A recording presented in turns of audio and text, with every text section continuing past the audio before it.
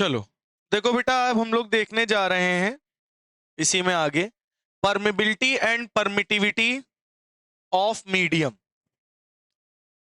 Permittivity and permeability of medium. ठीक है, इनके बीच में हम लोग रिलेशन देखेंगे। क्या देखेंगे बेटा? रिलेशन। ठीक है, तो रिलेशन क्या होता है इन एयर, वैक्यूम और फ्री स्पेस? नोट कर लीजिए। सबसे पहला क्या है? इन बेटा एयर, वैक्यूम और फ्री स्पेस। ठीक है, एयर, वैक्यूम और फ्री स्पेस के में अगर हम इनका क्या निकाले रिलेशन, तो C is equal to 1/√μ0 epsilon naught. ये होता है बेटा रिलेशन।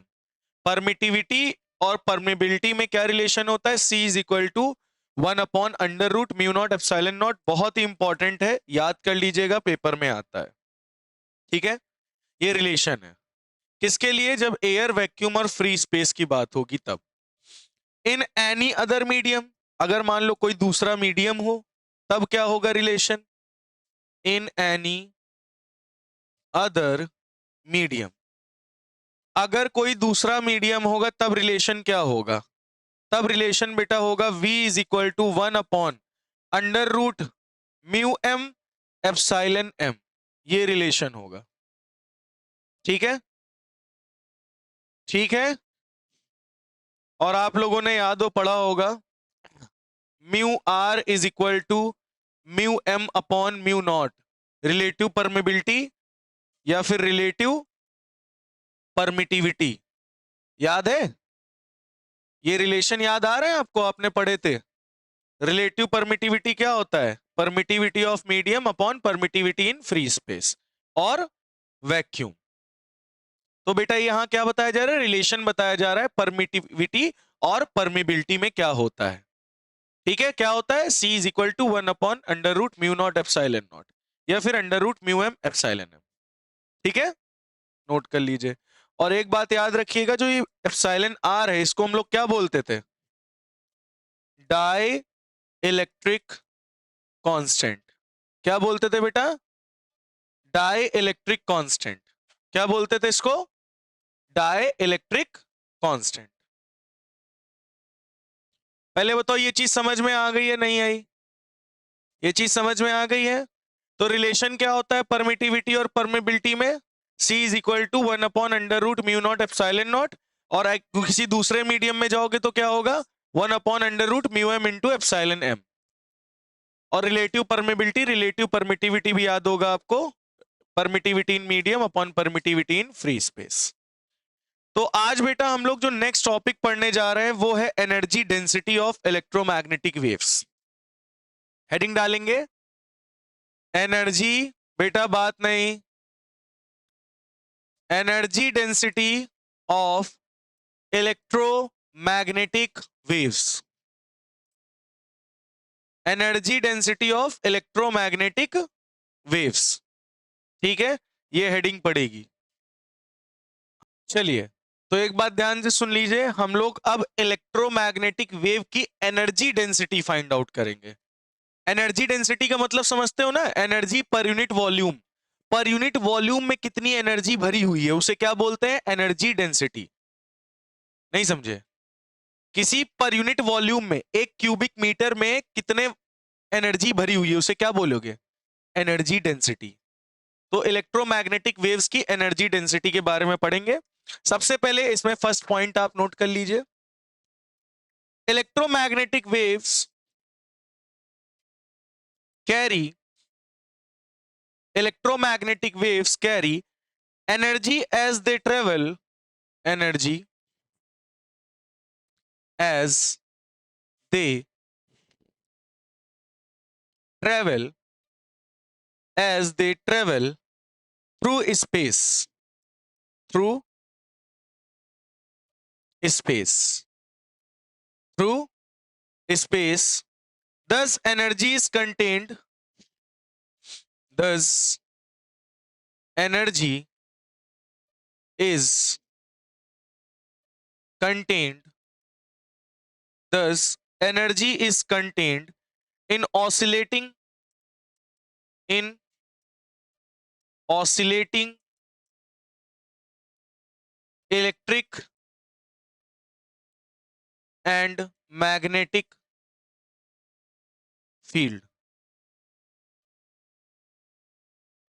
ठीक है, ये पहला पॉइंट है। इलेक्ट्रोमैग्नेटिक वेव्स जब भी चलती हैं तो वो एनर्जी लेकर चलती हैं। क्या लेकर चलती है बेटा? एनर्जी लेकर चलती हैं। वो ट्रेवल करती हैं स्पेस में। कहां ट्रेवल करती हैं बेटा? स्पेस में। इलेक्ट्रोमैग्नेटिक वेव्स जब भी स्पेस में ट्रेवल करती हैं तो अपने साथ क्या लेकर चलती हैं? एनर्जी। क्या लेकर चलती हैं? एनर्जी। एनर्जी इज कंटेंट, तो एनर्जी होती कहां पे है? एनर्जी कहां प्रेजेंट है इलेक्ट्रोमैग्नेटिक वेव में? एनर्जी आपकी प्रेजेंट है ऑसिलेटिंग इलेक्ट्रिक और मैग्नेटिक फील्ड में। जो ऑसिलेटिंग इलेक्ट्रिक और मैग्नेटिक फील्ड चल रही है एक दूसरे के परपेंडिकुलर, उसमें एनर्जी क्या है? कंटेंट है। तो जो ये इलेक्ट्रोमैग्नेटिक वेव चलती है, जब क्या चलती है? क्या चलती है? इलेक्ट्रोमैग्नेटिक वेव जब चलती है स्पेस में तो वो एनर्जी कैरी करके चलती है। और वो एनर्जी कहां कंटेन्ड हो रही है? कहां प्रेजेंट एनर्जी? यही इलेक्ट्रिक फील्ड और मैग्नेटिक फील्ड ही एनर्जी कंटेन कर रही है। जो इलेक्ट्रिक फील्ड मैग्नेटिक फील्ड चल रही है यही एनर्जी कंटेन कर रही है। और यही चीज हमने लिखा है, electromagnetic wave carry energy as they travel through space. जब भी स्पेस में कोई भी इलेक्ट्रोमैग्नेटिक वेव ट्रेवल करती तो क्या लेकर चलती है साथ में? एनर्जी। क्या लेकर चलती है? एनर्जी। और एनर्जी कहां कंटेन्ड होती है? Energy is contained in oscillating electric and magnetic field. Energy कहां कंटेन्ड है बेटा? इलेक्ट्रिक और मैग्नेटिक फील्ड में। आई बात समझ में? क्लियर हो गई ये बात? तो ये पॉइंट नोट कर लीजिए आप लोग। फिर से बताने जा रहा हूं, इलेक्ट्रोमैग्नेटिक वेव एनर्जी कैरी करती है जब वो स्पेस में चलती है। तो मैंने पूछा एनर्जी कहां प्रेजेंट है? एनर्जी कौन कंटेन कर रहा है? तो जो ये ऑसिलेटिंग इलेक्ट्रिक फील्ड और मैग्नेटिक फील्ड चल रही है इसी में एनर्जी प्रेजेंट है। क्लियर हो गई बात? Second point. Point number 2, equal amount of energy is contributed by equal amount of energy contributed by equal amount of energy contributed by electric and magnetic field. Equal amount of energy contributed by electric and magnetic field. ठीक है? तो पहला point मैंने क्या बताया कि energy density of electromagnetic wave, electromagnetic wave space में जब ट्रेवल करती है तो अपने साथ एनर्जी कैरी करके चलती है। और वो एनर्जी जो होती है वो उसकी इलेक्ट्रिक फील्ड और मैग्नेटिक फील्ड में प्रेजेंट होती है। ठीक है? दूसरा, इक्वल अमाउंट ऑफ एनर्जी। अब जो टोटल एनर्जी हमें मिलती है तो उसमें 50% एनर्जी हमें कौन देता है? Electric field. और 50% एनर्जी हमें कौन देता है? Magnetic field. Electric field magnetic field दोनों इक्वली कंट्रीब्यूट करती हैं एनर्जी। बात समझ में आई? क्लियर हुआ वाला पॉइंट? एक पॉइंट और लास्ट लिख लीजिए, point number 3।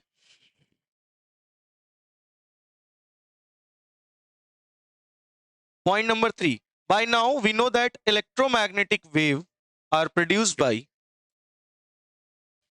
electromagnetic wave are produced by electromagnetic wave are produced by oscillating charge oscillating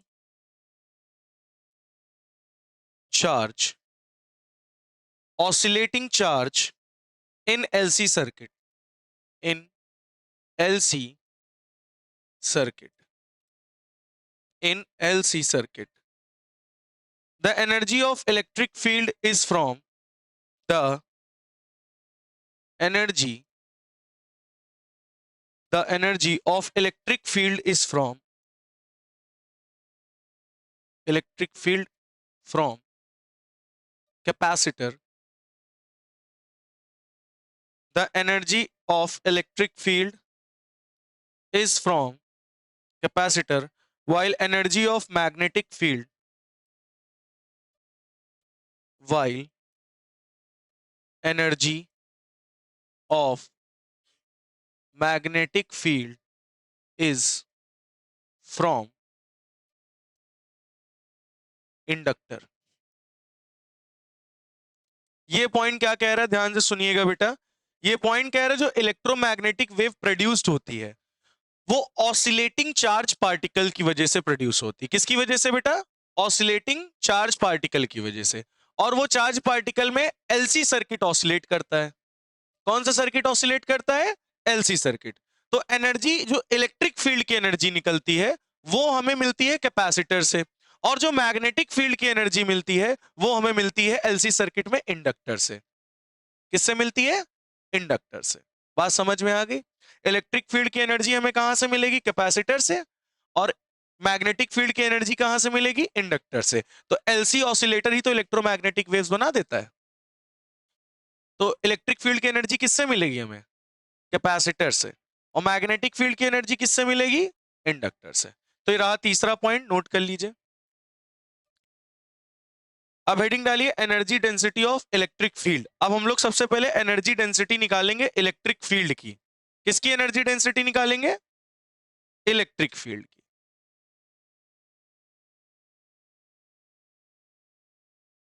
लिखिए energy density of electric field. Energy density of electric field. हमारे पास दो प्लेट्स हैं। कितनी प्लेट्स हैं बेटा? दो प्लेट्स। एक प्लेट ये रही, एक प्लेट ये रही। ठीक है। इस प्लेट पर कौन सा चार्ज है? पॉजिटिव। इस प्लेट पर कौन सा चार्ज है? नेगेटिव। और ये क्या जा रही है? Electric field. क्या जा रही है? Electric field. ठीक है। और इनके बीच की डिस्टेंस कितनी है? डी। ये जा रही इलेक्ट्रिक फील्ड, इनका एरिया कितना है? ए। ये बात समझ में आ गई? ये प्लेट्स में एक प्लेट है पॉजिटिवली चार्ज, एक प्लेट है नेगेटिवली चार्ज। पॉजिटिव से नेगेटिव इलेक्ट्रिक फील्ड फ्लो कर रही है, इनके बीच में डिस्टेंस है डी, और एनर्जी डेंसिटी है म्यू ई। ठीक है। ये हमें पता करना है। तो सभी बच्चे ने ये बताओ, U is equal to, energy का फॉर्मूला पढ़ा है? Half C V square. ये पढ़ा है नहीं पढ़ा? पहले ये बताओ। पढ़ा है? बहुत बढ़िया। क्या हुआ? ये वाला फॉर्मूला आपने पढ़ा है कि नहीं पढ़ा? U is equal to half C V square. पढ़ा है ना? ठीक है। तो हाफ, अच्छा एक कैपेसिटर में बीच में कोई डाइलेक्ट्रिक भरा है? नहीं। डाइलेक्ट्रिक अगर नहीं भरा तो इसका कैपेसिटेंस का क्या था? कैपेसिटेंस इसका क्या होता था? याद है? Epsilon naught A upon D. अगर बीच में कोई भी डाइलेक्ट्रिक नहीं होता था, केवल वैक्यूम होता था, हवा होती थी, तो epsilon naught A upon D आता था ना इसका कैपेसिटेंस। और पोटेंशियल क्या होता था? V is equal to E D. E D मतलब electric field into distance between plates. यही होता था ना बेटा पोटेंशियल। इन दोनों की वैल्यू उठा के यहां रख दो, तो epsilon naught A upon D, और ये हो जाएगा ई डॉट डी का स्क्वायर। V की जगह रखा है ना, तो half epsilon naught A upon D E D square. D से स्क्वायर क्या हो गया? कैंसिल। क्या बचा हमारे पास? 1। ऊपर क्या बचा? Epsilon naught A E D by 2। इतना आया कि नहीं आया? बोलो आया कि नहीं आया? अच्छा ये बताओ बेटा, अगर हम लोग epsilon naught E upon 2 into A D लिख दें, तो ए क्या है? एरिया। डी क्या है? डिस्टेंस। तो वॉल्यूम नहीं होता ई इंटू डी, वो सॉरी ए इंटू डी। ये क्या होगा? वॉल्यूम। ये क्या होगा? वॉल्यूम क्या होता है? ये हो गया मीटर स्क्वायर, ये हो गया मीटर यानी मीटर क्यूब। तो ये क्या निकल आया हमारा? वॉल्यूम। तो यहां क्या रख दोगे? Epsilon naught E upon 2 into V. इतनी बात कितने बच्चों को समझ में है पहले ये बताओ, इतना नोट करो पहले। हाँ, जरा गौर से देखना, यहाँ ई डी का स्क्वायर था ना, तो ये ई स्क्वायर डी स्क्वायर होगा, यही कह रहे हो ना? ये बात समझ में आ गई कि नहीं आ गई? अच्छा, u इज इक्वल टू क्या आया? Epsilon naught E square V by 2। एडी को हमने क्या लिख दिया? वॉल्यूम।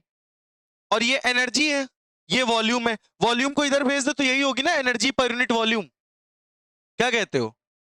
ये वॉल्यूम को इधर भेज दो तो क्या आ जाएगा? u अपॉन वी, एनर्जी पर यूनिट वॉल्यूम, यही तो होती है energy density. Is equal to क्या बचा? Half epsilon naught E square. और इसी को क्या लिखेंगे? Mu E is equal to half epsilon naught E square.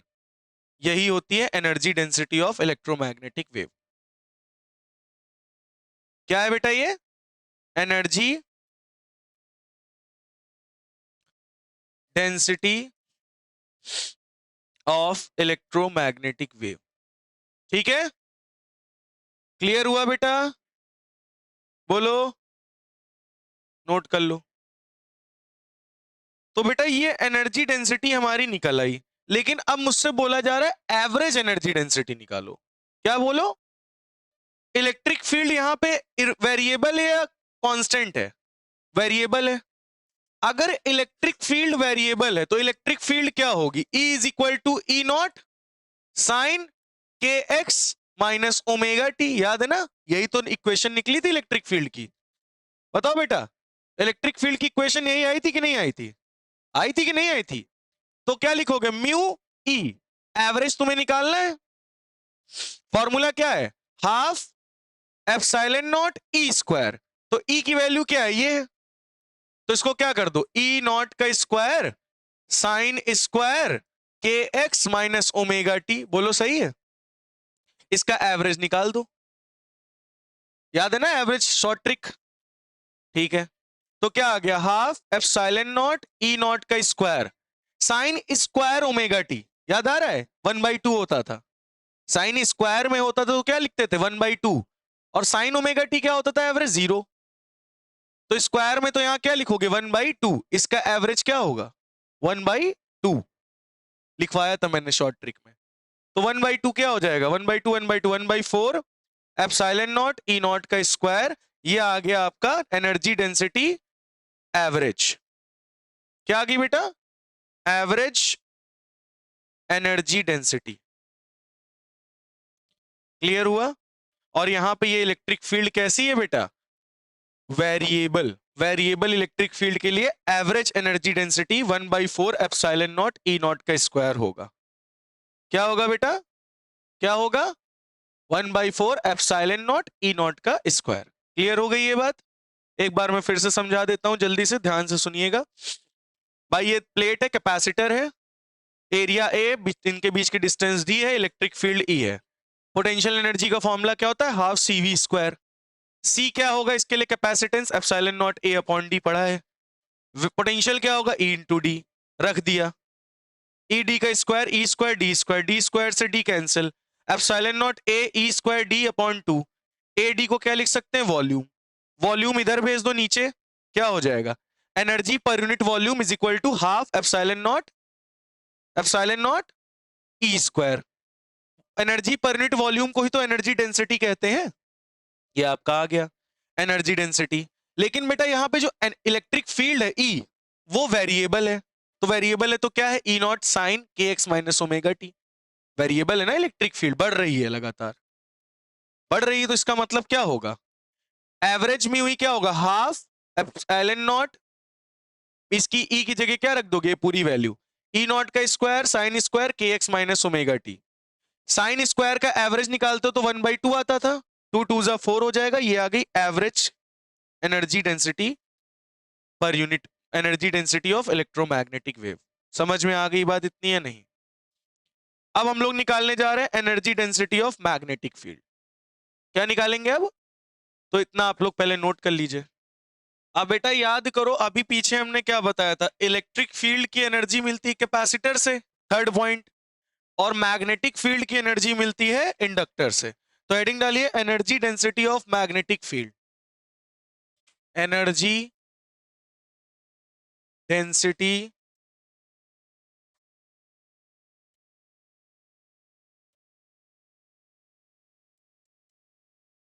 Magnetic field.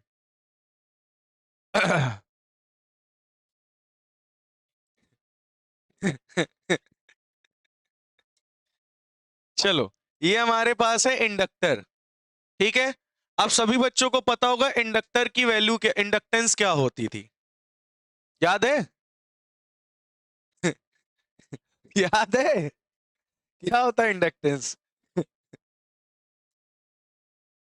Mu naught N square pi R square L, ये वाला फॉर्मूला बेटा याद है? इंडक्टेंस, इंडक्टर का इंडक्टेंस ये बताया था, mu naught N square pi R square L, ये था इंडक्टर का इंडक्टेंस। लेंथ इसकी है एल, करंट बह रहा है आई, मैग्नेटिक फील्ड होती थी B is equal to mu naught N I, याद आ रहा है? ये इंडक्टर का इंडक्टेंस था और ये मैग्नेटिक फील्ड थी इनसाइड अ सोलेनॉइड, याद है? तो इंडक्टर एज अ सोलेनॉइड ही तो है, क्यों बेटा? और इसमें नंबर ऑफ टर्न्स कितने हैं? स्मॉल एन, स्मॉल एन का मतलब number of turns per unit length, per unit length, ठीक है। तो हमें क्या निकालनी? एनर्जी। एनर्जी का फॉर्मूला क्या होता है बताओ? U is equal to half L I square, क्या होता है? U is equal to half L I square, inductor की एनर्जी, ठीक है। अच्छा, हाफ, एल की जगह क्या रख सकते हो? Mu naught N square pi R square L, और आई का क्या लिख सकते हो बताओ? I is equal to B upon mu naught N, लिख सकते हो कि नहीं लिख सकते हो? तो आई की जगह क्या लिख दो? B upon mu naught N का स्क्वायर। बोलो ये बात कितने बच्चों को आई बेटा? एनर्जी क्या होती मैग्नेटिक फील्ड की? Half L I square, inductor से निकलती है। एल की वैल्यू ये रख दी, आई की वैल्यू ये रखी, स्क्वायर था स्क्वायर लगा दिया। अब क्या होगा? Half mu naught N square pi R square L, ये हो जाएगा B square upon mu naught का स्क्वायर एन का स्क्वायर, एक N square cancel, mu naught square cancel, सही है। तो हाफ क्या बचा बताओ यहां पे? Pi R square L B square upon mu naught, यही बचा कि नहीं बचा बताओ? अब ये बताओ बेटा, यहां पे वॉल्यूम क्या लिख सकते हो? पाई आर स्क्वायर क्या हो गया? एरिया, और लेंथ क्या हो गई? लेंथ लेंथ है, तो इसकी मीटर स्क्वायर मीटर, इसको वॉल्यूम ही तो लिख सकते हो। क्या लिख सकते हो? तो क्या हो जाएगा? Half B square upon mu naught into volume, सही है नहीं? सही है। पाई आर स्क्वायर क्या है? एरिया, एल क्या है? लेंथ, एरिया की यूनिट क्या होती है? मीटर स्क्वायर, लेंथ की यूनिट क्या होती है? मीटर, मीटर स्क्वायर मीटर क्या होगा? मीटर क्यूब, वॉल्यूम ही तो बना। आई बात समझ में? अच्छा, तो इसको मैंने क्या लिख दिया? वॉल्यूम। क्या लिख दिया बेटा? वॉल्यूम, ठीक है। इतनी बात समझ में आई? तो क्या आया? Half B square by mu naught, U is equal to, समझ में आई बात? अच्छा, अब सुनो, वॉल्यूम को अगर इधर भेज दोगे तो एनर्जी पर यूनिट वॉल्यूम हो जाएगा, इज इक्वल टू क्या बचा? B square upon two mu naught. इसको हम लोग क्या कहेंगे? एनर्जी पर यूनिट वॉल्यूम को energy density of magnetic field, energy density of magnetic field. लेकिन यहां पे मैग्नेटिक फील्ड भी क्या होगी? वेरिएबल। मैग्नेटिक फील्ड भी क्या होगी बेटा? वेरिएबल होगी, है ना। अगर मैग्नेटिक फील्ड क्या है? वेरिएबल है, तो इसकी इक्वेशन क्या बनाई थी? B is equal to B naught sine के एक्स माइनस ओमेगा टी, याद आ रहा है? याद आया नहीं आया? अब अगर ये मैग्नेटिक फील्ड हम उठा के इसमें रख दें तो एवरेज एनर्जी डेंसिटी निकल आएगी कि नहीं? तो म्यू बी एवरेज क्या आएगा? बी की वैल्यू क्या है? बी नॉट का स्क्वायर साइन स्क्वायर के x minus omega T upon mu not. अब इसका एवरेज निकालना है। अब साइन स्क्वायर का एवरेज क्या होता है? 1/2। तो बी स्क्वायर अपॉन वो बी नॉट का square upon mu naught into 2 into 1/2, यानी एवरेज एनर्जी डेंसिटी क्या आ गई मैग्नेटिक फील्ड की? बोलो। बी नॉट का स्क्वायर अपॉन 4 म्यू नॉट, ये आ गई एवरेज मैग्नेटिक फील्ड की density, average energy density of magnetic field. बोलो समझ में आ गया? क्लियर हो गया? क्या आई? 1/4 म्यू नॉट। नोट कर लीजिए। क्लियर हुआ या नहीं हुआ? तो हम लोगों ने एनर्जी डेंसिटी निकाल ली इलेक्ट्रिक फील्ड की, एनर्जी डेंसिटी निकाल ली मैग्नेटिक फील्ड की।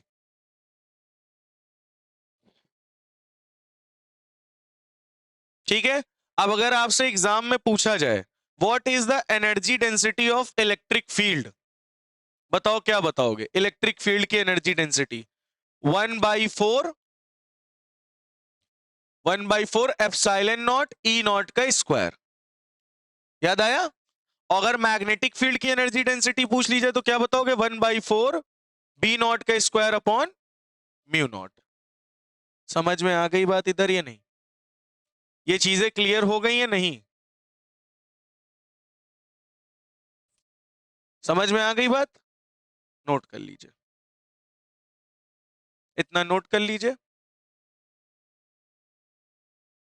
चलो अब बेटा हम लोग एक कह रहा है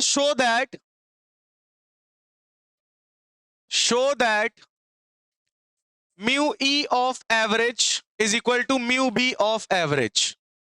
आपको ये शो करना है, प्रूफ करना है म्यू बी जो है म्यू ई के बराबर है, मतलब इसकी एनर्जी डेंसिटी इसकी एनर्जी डेंसिटी के बराबर है। याद करो मैंने बताया था ना इलेक्ट्रोमैग्नेटिक वेव में इक्वली कंट्रीब्यूट करते हैं एनर्जी दोनों, तो मतलब दोनों की एनर्जी क्या होंगी? बराबर ही होंगी। इसी को हमें प्रूफ करना है। चलो मैग्नेटिक फील्ड की एनर्जी डेंसिटी क्या थी बताओ? मैग्नेटिक फील्ड की एनर्जी डेंसिटी क्या आई थी? 1/4। या इलेक्ट्रिक फील्ड की बता दो? चलो इलेक्ट्रिक फील्ड लिखा है ना, म्यू ई एवरेज। बताओ इलेक्ट्रिक फील्ड क्या थी? 1/4 एप्सिलॉन नॉट ई नॉट का स्क्वायर। सही है। अच्छा तुम लोगों ने याद करो अभी पीछे ये पढ़ा था तुम लोगों ने, C is equal to E naught upon B naught, याद है? बताया था E naught peak value of electric field peak value of magnetic field का रेशियो निकालोगे तो C निकलेगा। तो E naught is equal to क्या आ जाएगा? C B naught. बोलो सही है? तो क्या हो जाएगा? 1/4 एप्सिलॉन नॉट, तो ये क्या हो जाएगा? C स्क्वायर बी नॉट का स्क्वायर। सही है नहीं सही? इतनी बात समझ में आई है नहीं आई? अब बताओ C का तुमने क्या पढ़ा था? ये तो हो गया। C is equal to relation पढ़ा था ना, mu naught epsilon naught under root में। याद आया रिलेशन? ठीक है तो यहां रख दो 1/4 एप्सिलॉन नॉट। C की जगह क्या रखोगे? 1/√, म्यू नॉट एप्सिलॉन नॉट का स्क्वायर बी नॉट का स्क्वायर। स्क्वायर से अंडर रूट कैंसिल, क्या आएगा? 1/4 epsilon not 1 mu naught epsilon not be not का स्क्वायर। एप्सिलॉन नॉट से एप्सिलॉन नॉट क्या हो गया? कैंसिल। क्या आया? 1/4 बी नॉट का स्क्वायर अपॉन म्यू नॉट। ये किसकी एनर्जी डेंसिटी है? मैग्नेटिक फील्ड की एवरेज एनर्जी डेंसिटी है। किसके बराबर आ रही? म्यू ई एवरेज के बराबर है। देखो यही शो करना था, मैंने प्रूफ कर दिया। देखो रखा किसकी एनर्जी डेंसिटी था? इलेक्ट्रिक फील्ड की। आ किसकी रही है? यही तो शो करना था कि ये इसके बराबर हो, और बराबर है। जितनी एनर्जी इलेक्ट्रिक फील्ड प्रोवाइड कर रही उतनी ही एनर्जी मैग्नेटिक फील्ड भी दे रही, और दोनों इक्वली एनर्जी डिस्ट्रीब्यूट कर रहे हैं। समझ में आ गई बात? इसको नोट कर लीजिए, आगे हम लोग कल पढ़ेंगे।